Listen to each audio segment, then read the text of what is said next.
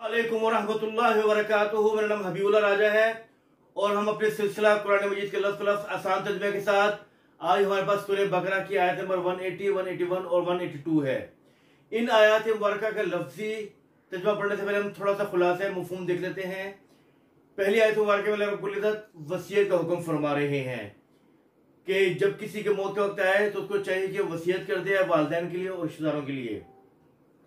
दूसरी आयत में अल्लाह रब्बुल इज़्ज़त फरमा रहे हैं कि जिसने वसीयत को सुना फिर उसके अंदर तब्दीली कर दी तो इस तब्दीली करने का गुनाह जो है उसी बदलने वाले पर होगा।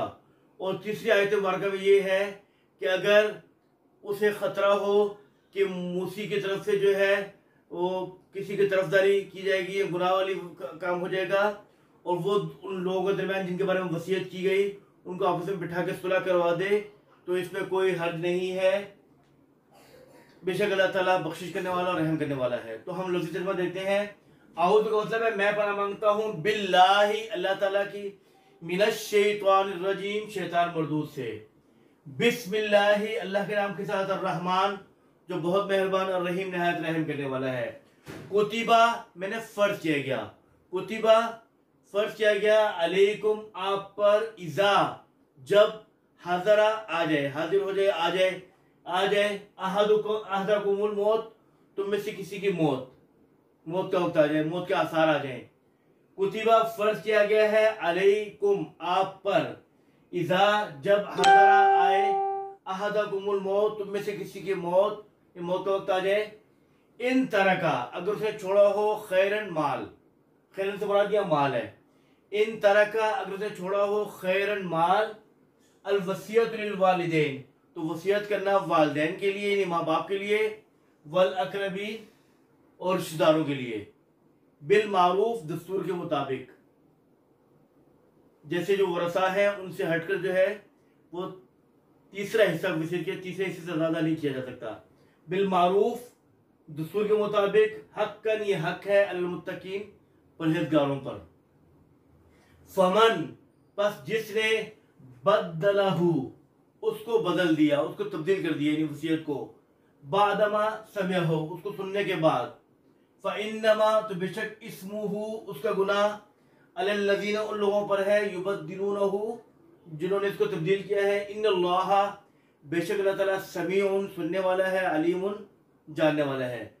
फमन खाफा बस जिसको खौफ हो, मिन मूसिन वसीयत करने वाले की तरफ से, वसीयत करने वाले की निस्बत उसको ये खौफ हो, जनफन तरफदारी की, गैर बेजा तरफदारी यानी कि किसी वरिस को जो है खाम खा ज्यादा दिया जा रहा है जबकि वो इसका हकदार नहीं बनना चाहिए, यानी जनफन मतलब है बेजा तरफदारी।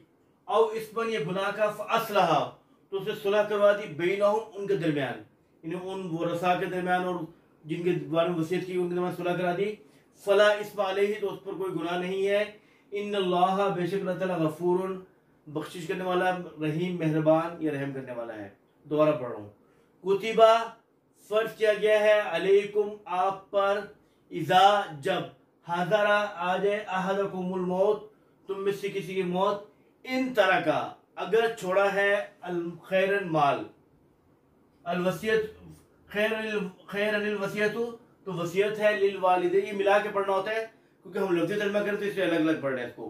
खैरुल वसीयतु तो वसीयत है, लिल वालिदैन वालिदैन के लिए, माँ बाप के लिए, वल अकरबीन और रिश्तेदारों के लिए, बिल मारूफ अच्छे तरीके से या दस्तूर के मुताबिक, हक्कन ये हक है, अलल मुत्तकीन परहेजगारों पर।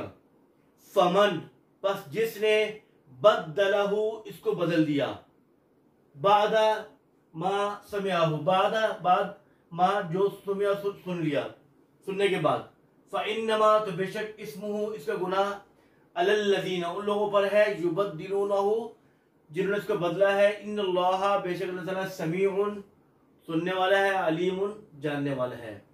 फमन खाफा बस जिसने खौफ खाया है, जिसको खौफ हो, मिन मूसिन मूसी की जानिब से, मूसी कहते हैं वसीयत करने वाले, जिसको खौफ हो वसीयत करने वाले की निस्बत, जनफन बेजा तरफदारी की, औ इस्मन या गुनाह की ज्यादती, फ़अस्लहा उसे सुलह करा दी, बैनहुम उनके दरमियान, फला इस्मा तो नहीं है कोई गुनाह अलैहि उस पर, इन अल्लाह बेशक अल्लाह ताला गफूरुन बख्शिश करने वाला, रहीमुन रहम करने वाला, ये मेहरबान है। तो इस तरह हमारा आज का सब पूरा हुआ। अल्फाज में याद कर लीजिएगा। अस्सलामु अलैकुम व रहमतुल्लाहि व बरकातुहू।